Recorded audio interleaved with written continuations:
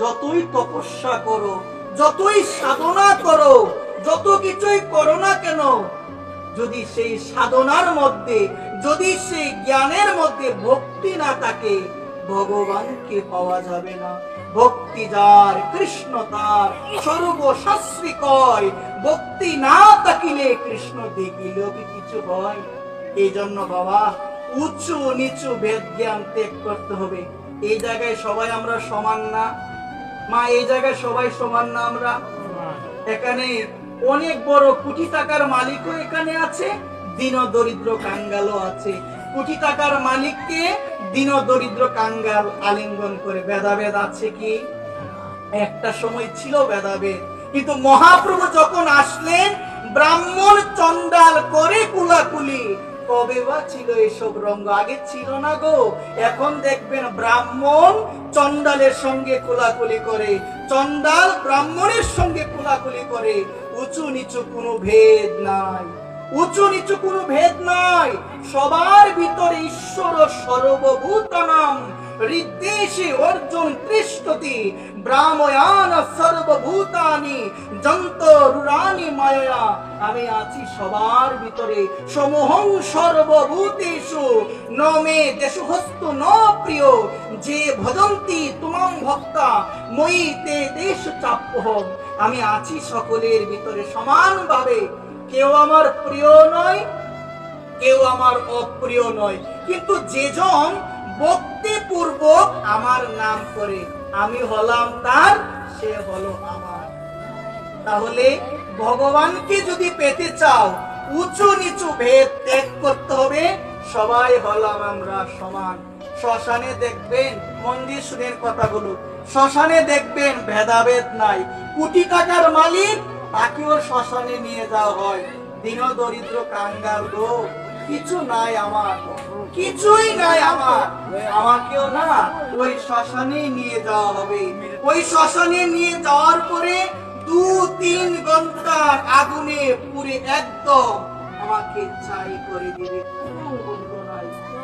কিসের অহংকার করি গো? কিসের রূপের গৌরব করি? কিসের ধনের গৌরব করি? কিসের জনের গৌরব করি? রূপের গৌরব কেন করো ভাই? এই অঙ্গ শীতল হবে, চিতার আগুনে তুমি পুড়ে হবে চাই। কিসের অহংকার করি? একটাবার ভেবে দেখো না, কোটি টাকার মালিক মারা যাচ্ছে, কই 1 টাকা তো নিতে পারে না। 2-3 ঘন্টার আগুনে পুড়ে ছাই হয়ে যায়, কোনো অস্তিত্ব আর নাই। শ্মশান হলো সাম্যের জায়গা। শ্মশানে সবাই সমান, শ্মশানের মধ্যে কোনো ভেদাভেদ নাই। এই জায়গায় সবাই সমান গো। এই জন্য নিবেদন থাকবে, উঁচু নিচু ভেদ জ্ঞান যেন আমরা কখনো না করি। ভক্তগণ, এই ভেদটা যতদিন না ত্যাগ না করতে পারবো, দেখুন এই কৃষ্ণ প্রেম পাবো না। এই জন্য সকল গৌর অনুরাগী, নিতাই অনুরাগী সুপ্রিয় সদীজন, ভক্তজন, আপনাদের সকলের রাতুল চরণে আমি নিবেদন করে বলবো, এই সমস্ত বিষয় হৃদয় থেকে দূরে সরাতে হবে। এই অভিমান, এই অহংকারকে হৃদয় থেকে দূরে সরিয়ে একান্তভাবে শ্রী গুরুদেবের সেবা করো। গুরুদেবের কৃপা ছাড়া ভগবানকে পাওয়া যায় না। কিন্তু বড় আফসোসের বিষয় হলো, আমরা গুরুদেব কি চিনি না। আমরা মনে করি দীক্ষা নিতে হবে বলে যাই, গুরুদেবের কাছে একটু মন্ত্র দিয়েছে, এই হাতের জলটা শুদ্ধ হয়েছে গো। অমুকের মা বলে কি গো, তোমার ছেলের এখনো দীক্ষা নেওয়ালে না, তোমার ছেলের হাত তো এখনো শুদ্ধ হয় নাই, তাড়াতাড়ি যাও একটু দীক্ষা নেওয়া। কি হবে গো? হাতের জলটা শুদ্ধ হবে, গুরু গোসাই তার হাতের জলটা পাবে। শুধু কি হাতের জল শুদ্ধ করার জন্য দীক্ষা? আহা, চিনি না আমরা গুরু যে কেমন ধন, গুরুদেবের কৃপা যে প্রয়োজন, গুরু মাধ্যম ছাড়া পাওয়া সম্ভব নয়, বুঝি না আমরা। রামকৃষ্ণ পরমহংসদেবকে তার শিষ্য বিবেকানন্দ প্রশ্ন করেছিলেন, বলছে গুরুদেব, আমি তো সরাসরি ভাবে ভগবানকে ডাকতে পারি, গুরুদেবের কোনো প্রয়োজন আছে? গুরুদেবের কোনো দরকার আছে? আমি তো ডাকতে পারি ভগবানকে সরাসরি ভাবে। বলছেন বিবেকানন্দ, তুমি একটু আগুন নিয়ে আসো।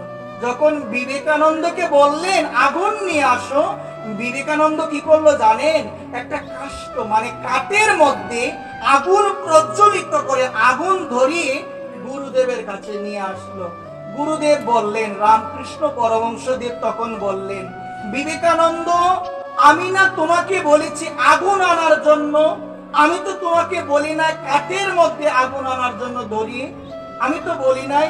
তখন বিবেকানন্দ করজোর করে গুরুদেবকে বলেন, গুরুদেব, আপনি আমাকে আগুন নিয়ে আসার জন্য বলেছেন, গুরুদেব আমি আগুনটা আনবো কিভাবে? আগুন আনতে গেলে তো একটা মাধ্যম প্রয়োজন, আগুন আনতে গেলে তো কাষ্ঠ প্রয়োজন, আমি আনবো কিভাবে? তখন বিবেকানন্দ বললেন যে, গুরুদেব এটা তো সম্ভব নয়। কিভাবে সম্ভব? কারণ কাষ্ঠ ছাড়া আগুন আনা যাবে না, মাধ্যম প্রয়োজন।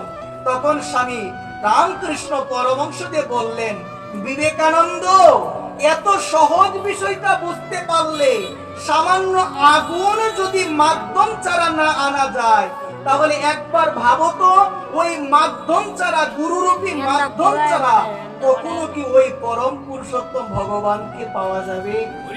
মাধ্যম দরকার। ওই মাধ্যম ছাড়া ভগবানকে পাওয়া যাবে না।